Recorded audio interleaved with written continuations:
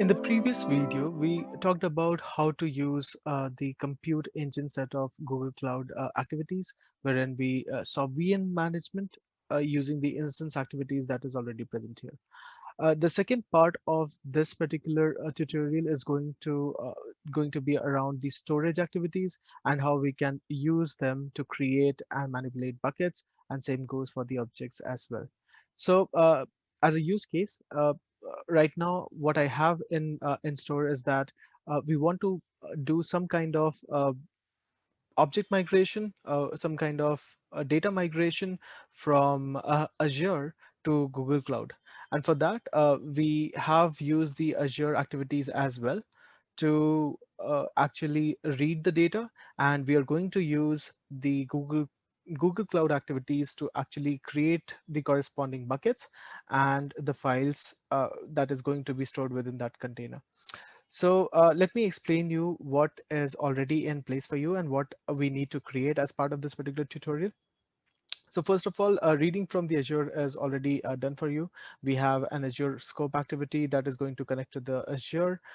It is going to get the storage account based on the name and the resource group. It is then going to iterate over all the containers that is present within this particular storage account. Basically, it is also going to go to the level of blobs. And in here, once based on each container, we are going to create corresponding buckets in Google Cloud. That is one of the items that we are going to do. And the second, uh, we are going to iterate for each of the blob that is stored within the container. We are going to download the blob into a file, and then we are going to transfer that file into the newly created bucket in the Google Cloud.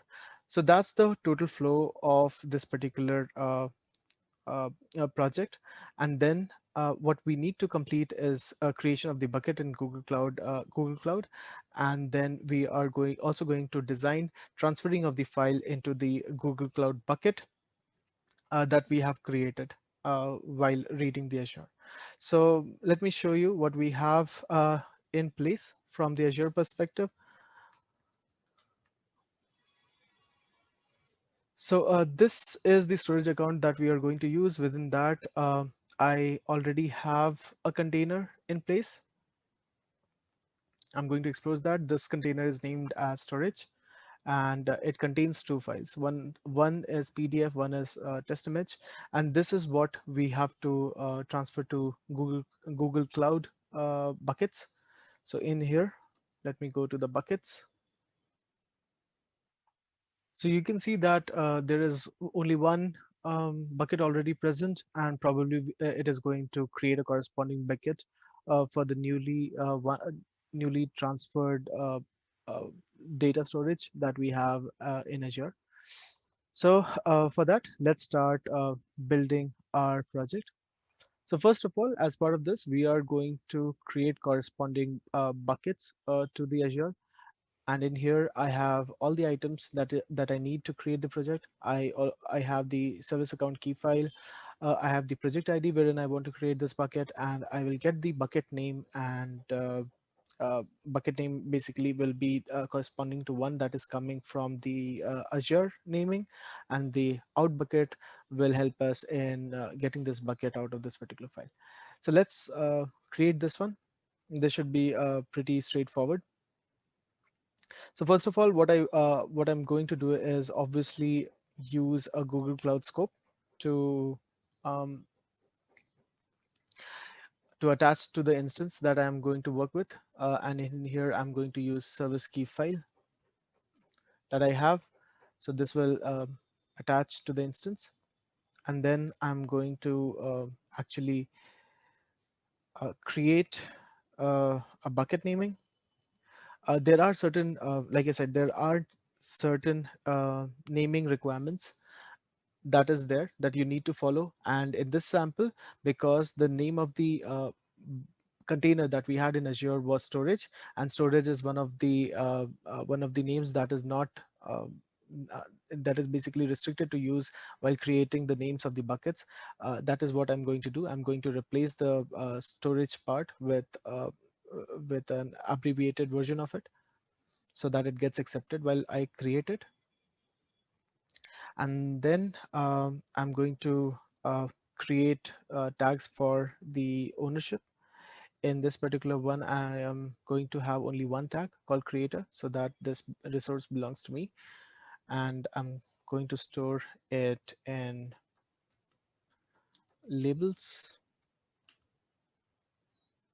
and then I'm going to create the bucket. And for creating the bucket, I have the activity already here. I can drag and drop it on the workflow. And in here, I have to provide certain items. First is the bucket name. Second is the project ID where I want to create this. Then I have to choose the region. This could be dependent upon what kind of performance and what kind of availability you want. So you can select all these three or only one based on your configuration. I'm going to use only one that I've been using so far. For the output of the bucket, I'm going to provide, I'm going to latch it to the out argument that I have in terms of out bucket. And I think that should be it. Yes, I have to attach the labels as well. So I'll put in labels in here. Right. So you have other options to choose from. For example, storage class, you can have it on archive mode, code line mode, or standard or nearby. I'll keep it as standard right now.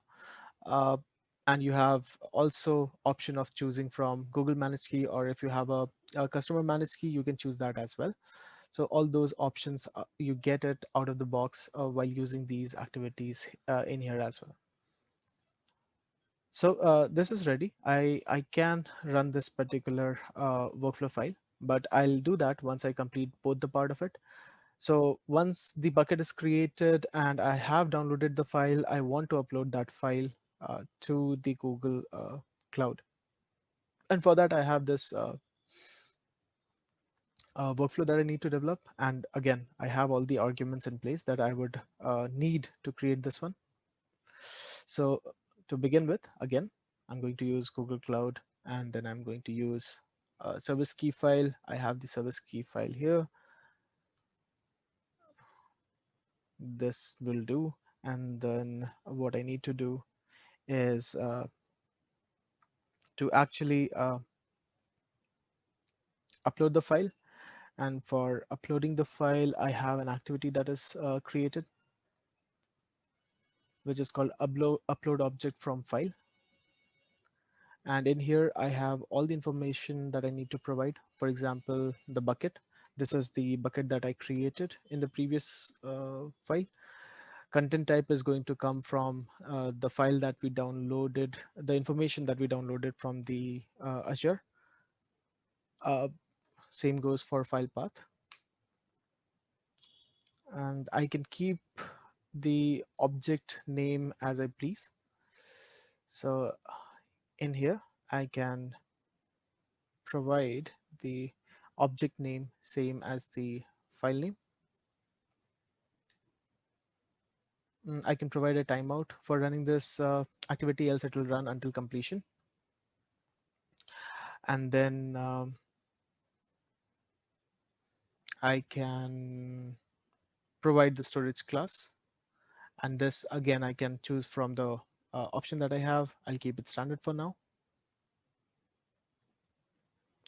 And that's pretty much it. This should do.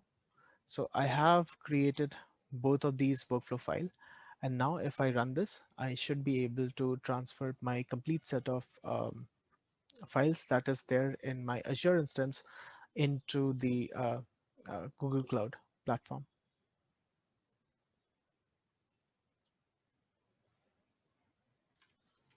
So it is creating the bucket now. It has created the bucket. Now it is going to upload the files.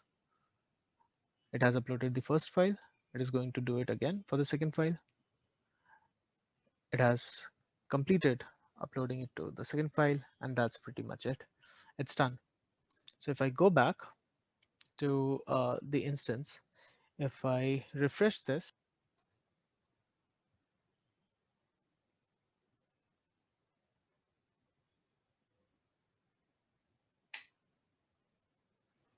I will get the new Azure storage in here. This is the one that is created right now. If I go inside this, I should have both those files available with me. I have the sample file and I have the test image file. These were the files that we had within our storage as well, sample file and the test file. And this is exactly what has been transferred here. So that's pretty much it for this particular video. You saw how to use the storage set of activities within Google Cloud and how you can use it to migrate data from Azure instance to Google Cloud instance. Thank you for watching.